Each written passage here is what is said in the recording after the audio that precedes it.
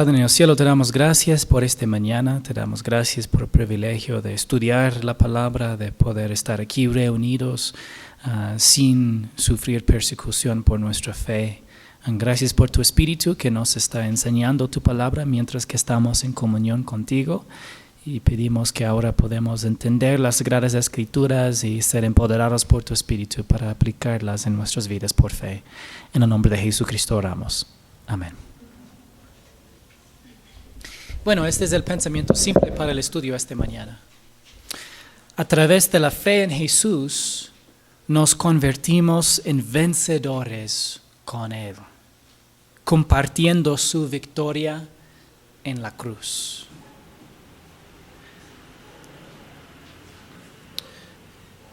¿Vale la pena? Nos haremos esa pregunta muchas veces a lo largo de nuestras vidas. Y el objeto de la pregunta cambia. ¿Vale la pena pasar noches sin dormir estudiando para sacar buenas notas? ¿Vale la pena renunciar a la independencia personal por la interdependencia en el matrimonio? ¿Vale la pena sacrificar tiempo y energía para desarrollar fuerza y resistencia? Las personas que sufren de depresión suelen preguntar, ¿vale la pena seguir viviendo cuando tengo que afrontar todas las desilusiones de la vida? Nos encontramos haciendo la misma pregunta con respecto a Dios y su voluntad. ¿Vale la pena sacrificarse por Cristo? ¿Vale la pena seguir aprendiendo la palabra y viviendo la voluntad de Dios? ¿Está realmente el mundo corriendo hacia los acontecimientos culminantes de la historia mundial? ¿Veremos a Jesús pronto y todo valdrá la pena cuando lo veremos cara a cara? Para responder a estas preguntas debemos considerar cómo la palabra de Dios describe nuestro futuro. El libro de Apocalipsis nos habla de las cosas que Juan había visto, es decir, el Cristo resucitado. También nos habla de las cosas que estaban sucediendo actualmente en los días de Juan, específicamente la evaluación de los 7 iglesias de Asia Menor en el corazón del cristianismo al final del primer siglo.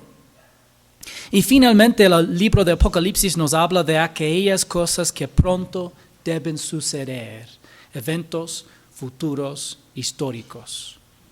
En sus cartas a las 7 iglesias, Jesús revela algo de cómo será la eternidad para los creyentes.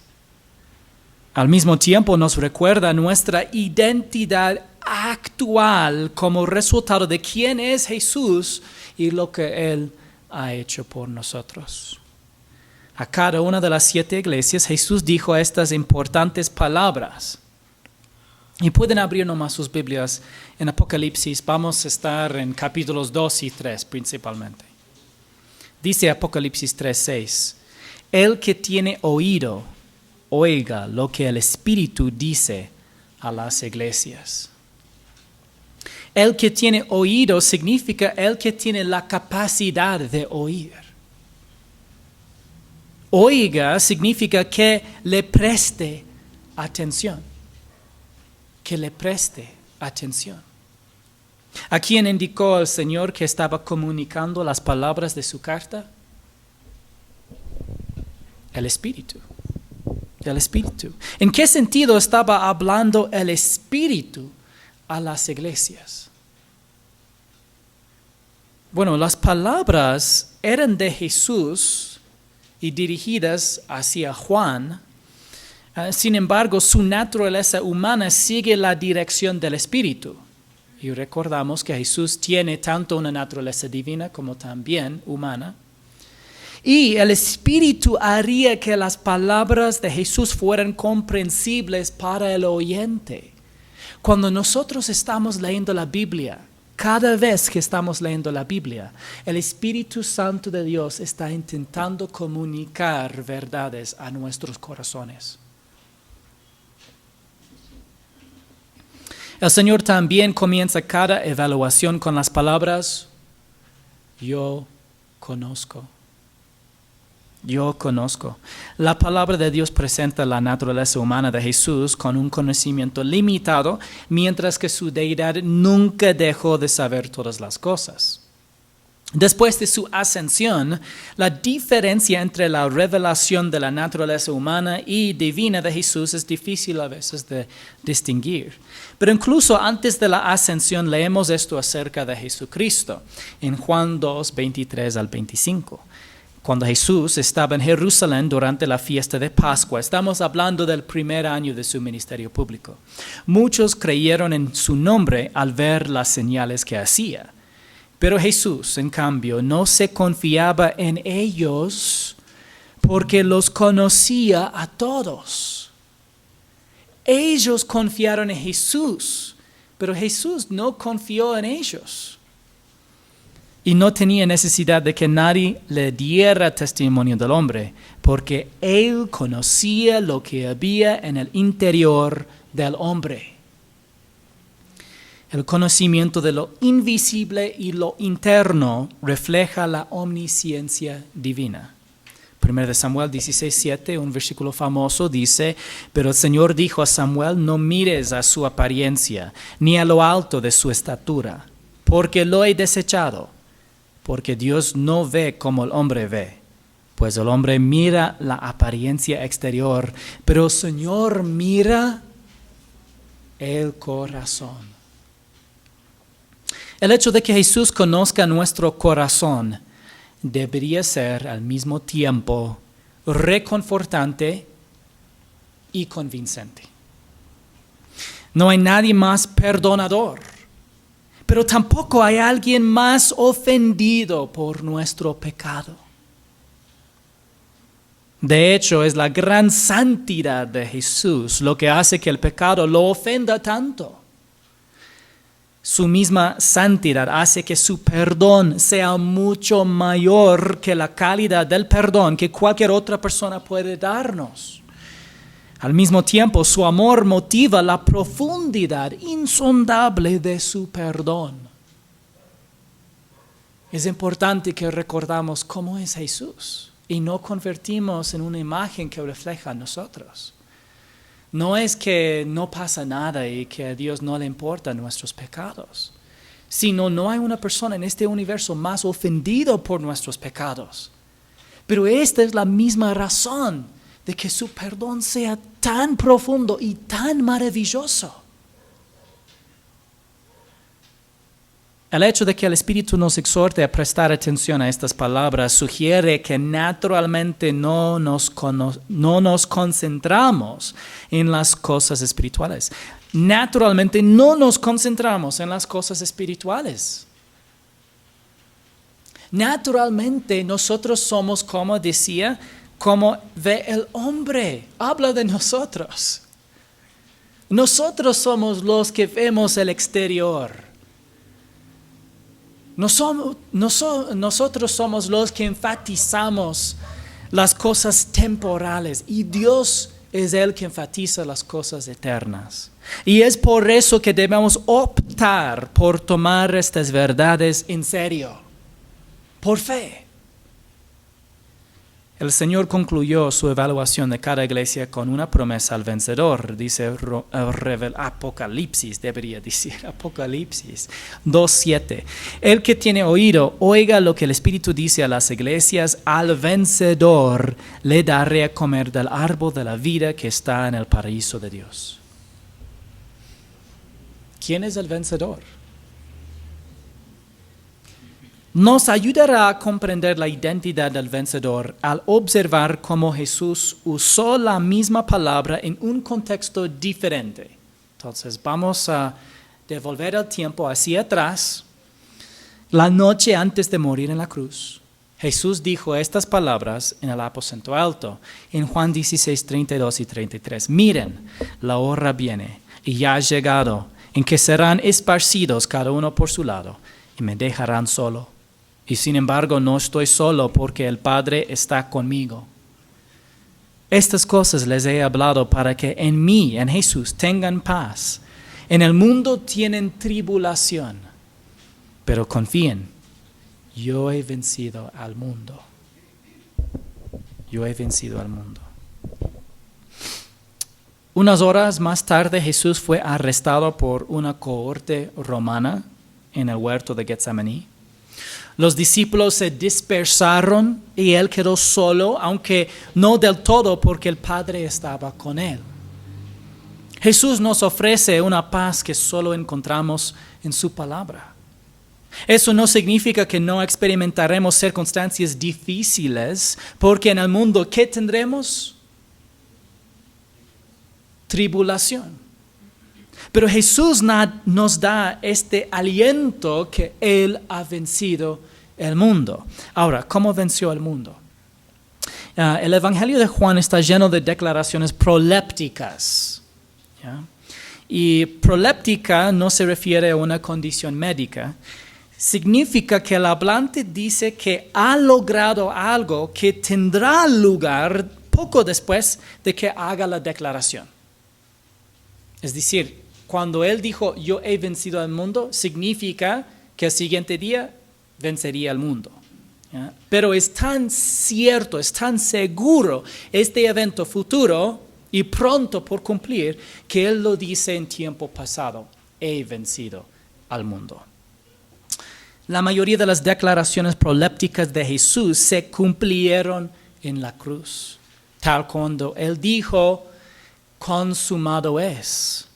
Pero él estaba diciendo que en pocos momentos, cuando ya inclinaría la cabeza, en este momento ya estaría terminado por completo. Pero obviamente una vez ya muerto no pudo decir terminado es. Entonces tuvo que decirlo justo antes de morir físicamente. Mediante la muerte de Jesús en la cruz, él venció al mundo. ¿Por qué murió Jesús en la cruz? Sí, 1 Pedro 3:18 dice, porque también Cristo murió por los pecados, ¿cuántas veces? Una sola vez. El justo murió por ¿quiénes? Los injustos, nosotros, para llevarnos a Dios, muerto en la carne, pero vivificado en el Espíritu.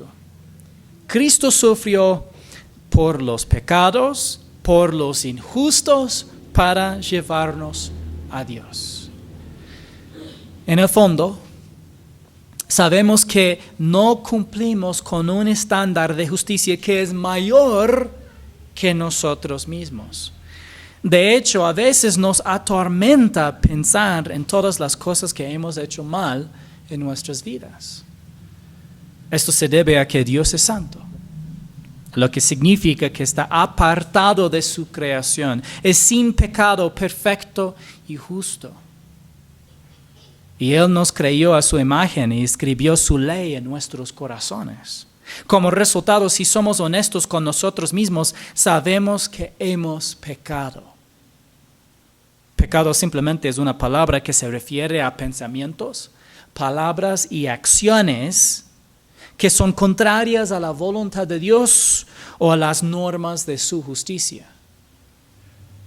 Hemos quebrantado la ley de Dios y somos merecedores de la muerte. Por eso Jesús vino a este mundo, se hizo hombre, vivió entre su creación y murió como un asesino para poder rescatarnos de las consecuencias del pecado. Jesús significa Salvador o Yahweh salva y vino a salvarnos de nuestros pecados. Romanos 5:8 dice, pero Dios demuestra su amor para con nosotros en que siendo aún pecadores, Cristo murió por nosotros. Por lo tanto, Jesús demostró perfectamente el amor de Dios por nosotros al morir en nuestro lugar, como nuestro sustituto por nuestros pecados. Si puedes imaginar cada pecado de la historia humana, desde el primer pecado de Adán y Eva en el huerto hasta el último pecado de la historia humana en el futuro milenio, cada uno de esos pecados de aproximadamente 7,000 años de historia humana fueron derramados sobre Jesucristo en la cruz y juzgados. A través de su muerte en la cruz, Jesús pagó por nuestra redención y salvación. El pago por nuestros pecados, Él hizo en la cruz voluntariamente en nuestro lugar. Y nos apropiamos de esta salvación mediante la simple fe en Él. Efesios 2, 8 y 9 dice, porque por gracia ustedes han sido salvados por medio de la fe. Y esto, hablando de esta salvación, no procede de ustedes, sino que es don de Dios, no por obras para que nadie se gloríe. Si hubiéramos podido salvarnos mediante obras humanas, podríamos habernos jactado ante Dios o gloriado ante Dios. Y Él nunca habría necesitado sacrificar a su Hijo por nosotros. Pero nos fue imposible salvarnos. Necesitábamos un Salvador. Y es por eso que Él entregó gratuitamente su vida en la cruz. Y ahora gratuitamente nos ofrece la vida eterna que se hace nuestra cuando ponemos nuestra fe en Jesucristo. Podemos estar seguros de que nuestra salvación no se basa en nuestra obra, sino en su obra, porque fue la obra de Jesús, su muerte y resurrección, la que venció al mundo, a Satanás, al pecado y a la muerte.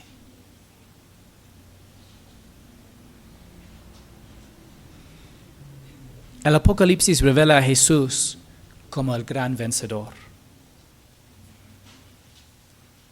Apocalipsis 5, 5 y 6 dice, entonces uno de los ancianos me dijo, no llores, mira, el león de la tribu de Judá, la raíz de David, ha vencido para abrir el libro y sus 7 sellos.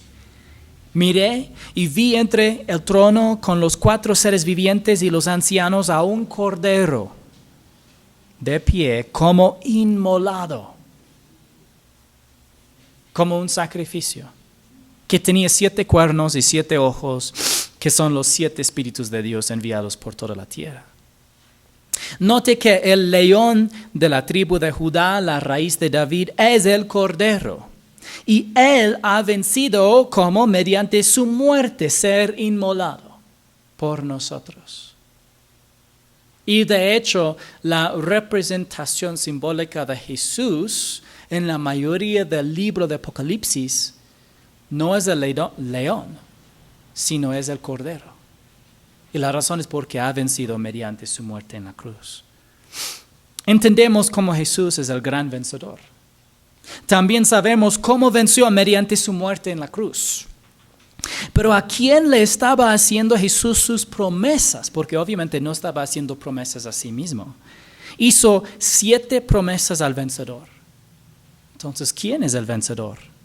Bajo la inspiración del Espíritu Santo, Juan escribió esto en 1 de Juan, capítulo 5, versículos 4 y 5. Porque todo lo que es nacido de Dios vence al mundo. Y esta es la victoria que ha vencido al mundo, nuestra fe.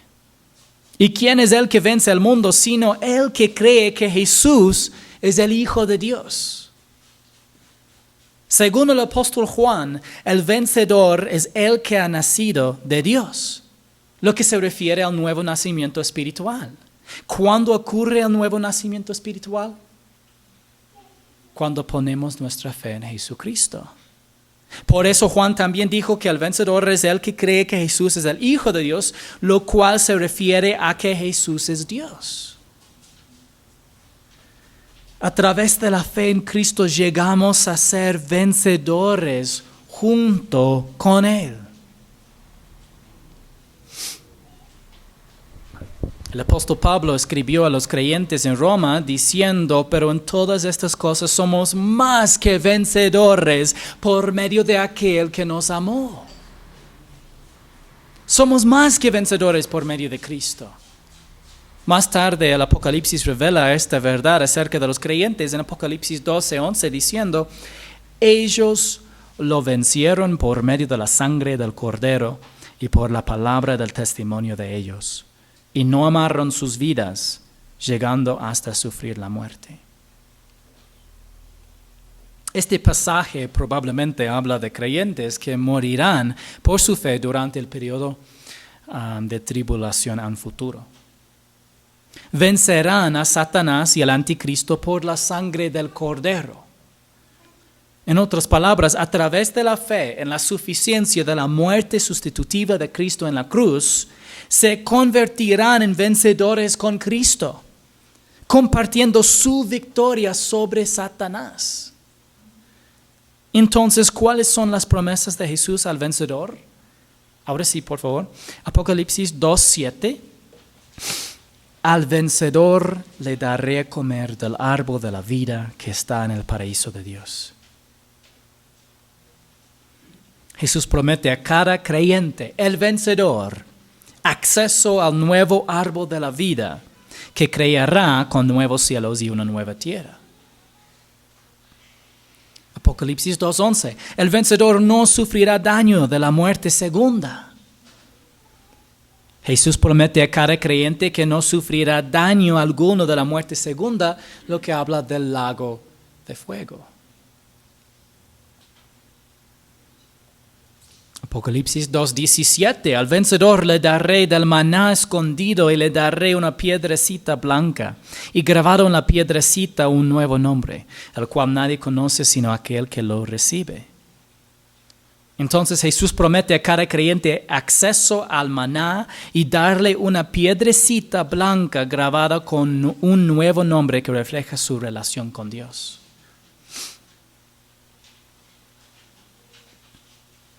Apocalipsis 3:5. Así el vencedor será vestido de vestiduras blancas, y no borraré su nombre del libro de la vida, y reconoceré su nombre delante de mi Padre y delante de sus ángeles.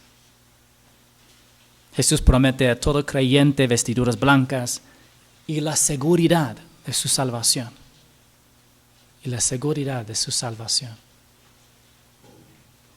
Apocalipsis 3:12. Al vencedor le haré una columna en el templo de mi Dios y nunca más saldrá de ahí. Tal vez te parece un poco raro, vas a estar sosteniendo el techo. El concepto de una columna es simplemente algo que es permanente. Escribiré sobre él el nombre de mi Dios y el nombre de la ciudad de mi Dios, la nueva Jerusalén que desciende del cielo de mi Dios, y mi nombre nuevo. Entonces simplemente significa que Jesús promete a cada creyente que tendrá acceso permanente a la nueva Jerusalén. Siempre será su hogar. Al vencedor le concederé sentarse conmigo en mi trono, como yo también vencí y me senté con mi Padre en su trono. Entonces Jesús promete a cada creyente que será tratado como un hijo. Será tratado como un hijo. Debido a que tales glorias esperan a cada creyente en Cristo, podemos decir con el apóstol Pablo, como en Romanos 8:18, pues considero que los sufrimientos de este tiempo presente no son dignos de ser comparados con la gloria que nos ha de ser revelada. No podemos comprender plenamente muchas de estas promesas. Solo podemos entender que son a la vez legales y relacionales, físicos y espirituales, majestuosos y maravillosos. Si cada creyente ya es un vencedor, ¿realmente hace alguna diferencia cómo vivimos nuestras vidas en esta tierra después de la salvación? Sí, hace la diferencia. Quizás hayas notado que solo leemos 6 de las 7 promesas al vencedor. Jesús hizo una promesa adicional a los vencedores que guardan sus palabras hasta el final. Dice en Apocalipsis 2, 26 al 28, al vencedor, al que guarda mis obras hasta el fin, le daré autoridad sobre las naciones y las regirá con vara de hierro. Como los vasos del alfarero son hechos pedazos, como yo también he recibido autoridad de mi Padre. y le daré el lucero de la mañana. Entonces aquí la barra de hierro representa autoridad sobre las naciones. Una cosa que no promete a todos los vencedores, sino específicamente a los vencedores que guardan sus obras hasta el fin. Más tarde Jesús revela como la estrella o lucero de la mañana, por lo que no está perfectamente claro en qué sentido Jesús dará el lucero de la mañana a los fieles vencedores. Puede ser una referencia a algo que usará el creyente, algo en que se vestirá, o puede referirse a su relación con Jesús. También Jesús prometió a los creyentes fieles en las iglesias de Esmirna y Filadelfia que recibirían coronas si eran fieles hasta la muerte. En otros lugares las Escrituras revelan 3 coronas diferentes: la corona de justicia, la corona de vida y la corona de gloria. Por tanto, es posible recibir hasta 3 coronas. En otras palabras, habrá una gran diferencia significativa entre cada creyente y aquellos que son fieles. A los vencedores que guardan fielmente las obras de Jesús hasta el final, Él les promete autoridad, coronas y la estrella de la mañana. ¿Cuándo dará Jesús estas recompensas a los creyentes fieles? En el tribunal de Cristo. Segundo de Corintios 5:10 dice: porque todos nosotros debemos comparecer ante el tribunal de Cristo para que cada uno sea recompensado por sus hechos estando en el cuerpo, de acuerdo con lo que hizo, sea bueno o sea malo.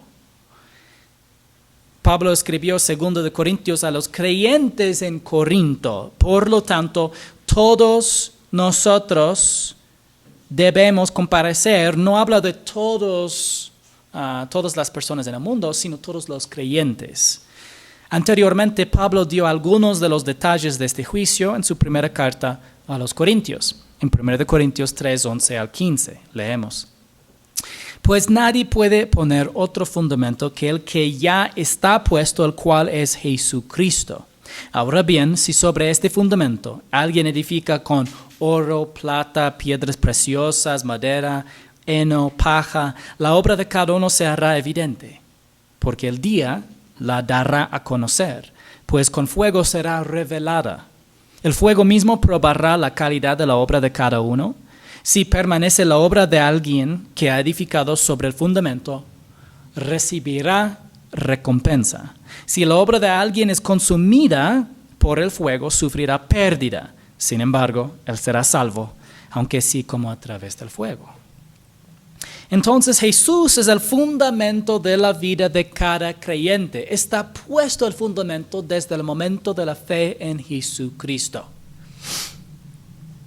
En sentido figurado, construimos sobre ese fundamento con oro, plata, piedras preciosas, madera, heno, paja. Estos representan nuestras obras después de la salvación. El oro, plata y las piedras preciosas representan obras que hacemos en comunión con Dios bajo el poder y dirección del Espíritu Santo. La madera, el heno y la paja representan obras que hacemos cuando no estamos en comunión con Dios, bajo la dirección de la naturaleza pecaminosa y yo primero.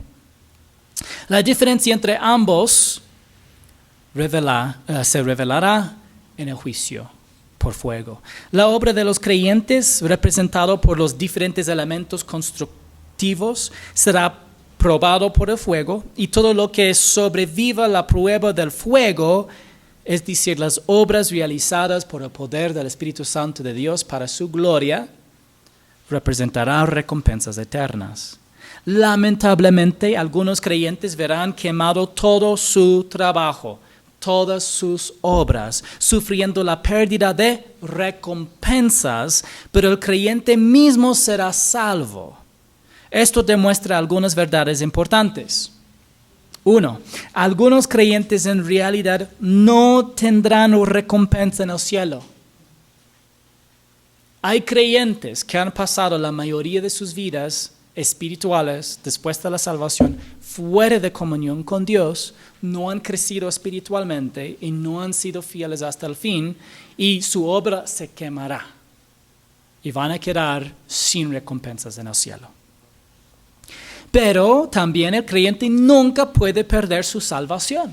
Habrá creyentes, lamentablemente muchos creyentes, sin recompensas en el cielo. ¿Ya? Pero, ¿dónde están? En el cielo, pues. Las decisiones que tomamos en nuestras vidas después de la salvación resultan en recompensas o en la pérdida de recompensas en el cielo. ¿Cuándo ocurre el tribunal de Cristo? 1 Corintios 4:5 dice, por tanto no juzguen antes del tiempo, sino esperen hasta que el Señor venga, el cual sacará a luz las cosas ocultas en las tinieblas y también pondrá de manifiesto los designios de los corazones. Entonces cada uno recibirá de parte de Dios la alabanza que le corresponda en la venida de Jesús. Entonces el tribunal de Cristo ocurrirá después del arrebatamiento de la iglesia. Después del arrebatamiento de la iglesia. Es una palabra larga. Las descripciones de este juicio sugieren que es más solemne que una simple ceremonia de premiación. Yo he escuchado presentado de esta forma. Pero no está diseñado para determinar si alguien entrará al cielo o no. Ya estaremos en el cielo, vestidos con cuerpos de inmortalidad cuando se realiza este juicio. 1 Pedro 4:17 dice, porque es tiempo de que el juicio comience por la casa de Dios. Y si comienza por nosotros primero, ¿cuál será el fin de los que no obedecen al Evangelio de Dios? ¿Cómo uno puede obedecer al Evangelio de Dios? ¿Cómo uno obedece al Evangelio?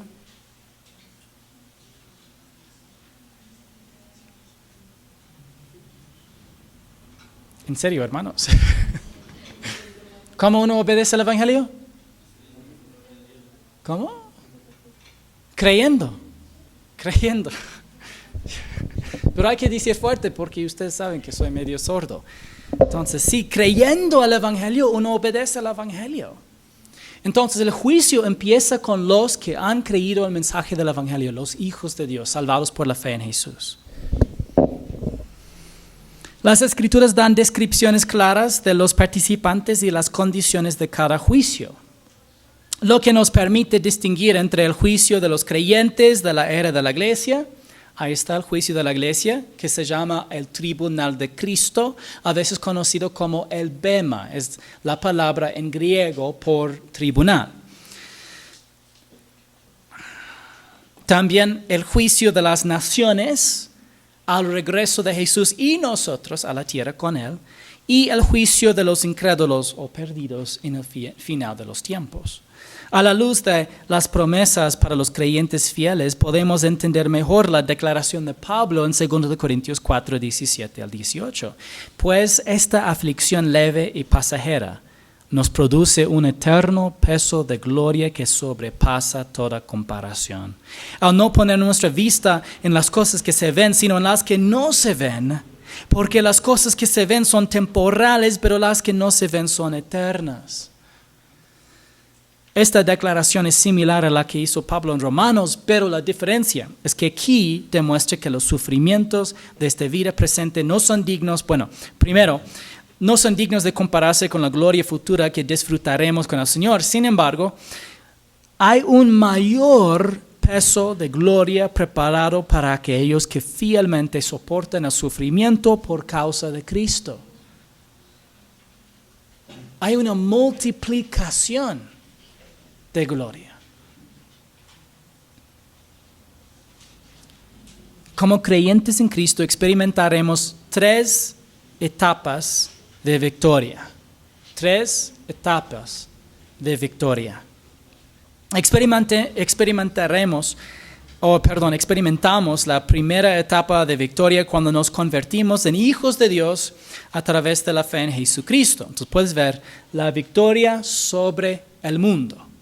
La victoria sobre el mundo es por la fe en Jesús. En el momento que estamos justificados o declarados justos y rescatados de la pena del pecado, que es la separación de Dios en el infierno. Esta es la primera etapa de victoria. 1 Juan 5:4 dice, porque todo lo que es nacido de Dios vence al mundo. Y esta es la victoria que ha vencido al mundo, nuestra fe. Entonces ve que nosotros tenemos esa victoria sobre el mundo mediante la fe en Jesucristo. Ya somos vencedores. Ahora, desde el momento de la fe en Jesucristo recibimos un perdón legal. ¿Ya? Somos vencedores junto con Cristo sobre el sistema mundial que es contrario a Dios. Ahora, en la segunda etapa, nosotros ya estamos en Cristo como nuestra posición espiritual. Ya somos miembros de la familia de Dios. ¿Ya? Y inicialmente estamos en comunión con Dios. Quiero mencionar que no hay ningún versículo que use específicamente la palabra vencer en asociación con la vida espiritual presente, excepto este. Romanos 12:21 dice, no seas vencido por el mal, sino vence el mal con el bien. Aunque Pablo no tenía en mente la victoria sobre el pecado personal, el principio sí es similar. Aquí Pablo dijo que el creyente vence el mal con el bien, y todo lo que es verdaderamente bueno a los ojos de Dios se realiza por el poder de su Espíritu. De hecho, de la misma manera, los cristianos superan la naturaleza pecaminosa que reside dentro de ellos al ceder a la dirección del Espíritu de Dios y confiar en la gracia de Dios. Cuando un cristiano se lamenta, no tengo victoria, quiere decir que es incapaz de superar la naturaleza pecaminosa en su vida diaria. Pero como hijos de Dios, sufrimos una derrota espiritual cuando dejamos de permanecer en Cristo y su palabra escrita, cuando dejamos de confiar en su gracia suficiente y cuando dejamos de ceder a su voluntad. Ahí es cuando nosotros caemos en pecado, en un lugar de tinieblas, de miseria. Gálatas 5:16 dice, digo pues, anden por el Espíritu y no cumplirán el deseo de la carne. La clave de la vida espiritual no es evitar el pecado, es de llenarse con la palabra de Dios y de ceder a su voluntad, dirigido y empoderado por su Espíritu. Cuando nuestro pensamiento está fijo en Jesucristo y le respondemos por fe, no gratificaremos la naturaleza pecaminosa. Es cuando nuestro enfoque cambie o dejamos de seguir la dirección del Espíritu que caemos en pecado en nuestros pensamientos, palabras y acciones. Y cuando pecamos, perdemos la comunión con Dios. Aquí puedes ver, este es el lugar de comunión con Dios. Cuando nosotros pecamos, salimos de comunión, pero como dijo el hermano en la introducción, nosotros no podemos salir de la familia de Dios. Nunca puedes atravesar esa barrera, salir de la familia de Dios, porque Jesús prometió que todos los que vienen a Él, de ningún modo Él echará afuera. Entonces estamos seguros, pero podemos perder comunión, ¿ya? Cuando pecamos, pero Él también dio una promesa. Él es fiel y justo para perdonar nuestros pecados y limpiarnos de toda maldad, de hacer que volvamos a comunión con Él cuando simplemente confesamos nuestros pecados, ¿ya? Y una vez que confesamos los pecados, volvemos a comunión con Dios. Ahora, en comunión, necesitamos seguir en comunión. ¿Cómo? Muchas veces los cristianos dicen, no pecando. Esto no es la respuesta correcta. La respuesta correcta es pensando en Jesús. ¿Ya? Es la verdad que tienes que decir no al pecado, como José, de que la mujer de Potifar le cogió y él se fue corriendo, ¿ya? Tienes que correr, pero ¿dónde estaba su mente? Él en Jesús, en Dios. Él estaba pensando en el Señor, no estaba resonando solamente según pensamientos humanos. Su corazón estaba enfocado en el Salvador. Esto es lo que le dio fuerza para poder aplicar la palabra y correr cuando era necesario.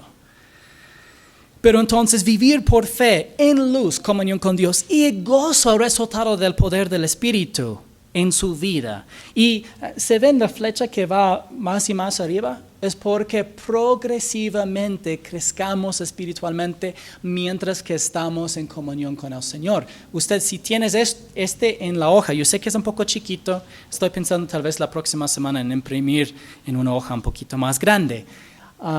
Pero es un proceso de crecimiento espiritual y requiere mucho tiempo en comunión con Dios. Ahora, la tercera etapa de victoria es la victoria sobre la muerte. Y aquí es lo que dice en 1 Corintios 15, 54 y 55. Pero cuando esto corruptible se haya vestido de incorrupción, y esto mortal, hablando del cuerpo, se haya vestido de inmortalidad, un cuerpo que ya no puede morir, entonces se cumplirá la palabra que está escrita: devorada ha sido la muerte en victoria. ¿Dónde está, oh muerte, tu victoria? ¿Dónde, oh sepulcro, tu aguijón? Este evento podrá ocurrir en cualquier momento. Eso es lo que significa la palabra inminente. Podía suceder en cualquier momento. Si fuera este momento, sería tan lindo, ¿no es cierto? En la resurrección y el arrebatamiento de la iglesia, todo creyente viviente será levantado, arrebatado en el aire y transformado físicamente, de modo que su cuerpo llegue a ser incorruptible y inmortal. Tú dices, ¿y si estoy dentro de la casa? ¿Qué pasa? ¿Va a romper el techo? Creo que vas a pasar nomás por el techo. Todo creyente que haya vivido durante los últimos 2000 años de la era de la iglesia también bajará del cielo con Jesús. Sus cuerpos se levantarán de las tumbas y se unirán con sus almas en el aire. Y ellos serán también revestidos de cuerpos incorruptibles y inmortales. En ese momento la muerte será devorada por la victoria. Compartiremos la victoria de Jesús sobre la muerte. Algunos de nosotros nunca hemos probado la muerte, otros resucitados para jamás volver a morir. Entonces regresaremos al cielo con el Señor para que Él nos juzgue en el tribunal de Cristo, para evaluar la obra que hicimos en la segunda etapa. Bueno, hermanos, esta es la última promesa al vencedor en Apocalipsis 21:7. El vencedor heredará estas cosas, y yo seré su Dios, y él será mi hijo. Con tales promesas sabemos sin lugar a dudas que todo valdrá la pena cuando veamos al Señor. 1 Corintios 15, 58 dice: por tanto, mis amados hermanos, estén firmes, constantes, abundando siempre en la obra del Señor, sabiendo que su trabajo en el Señor no es en vano. Si has puesto tu fe en Cristo, eres el vencedor. Él ya te ha prometido la victoria sobre la muerte en el futuro y te ha dado su espíritu para vencer al pecado hoy. A través de la fe en Jesús, nos convertimos en vencedores con Él, compartiendo su victoria en la cruz.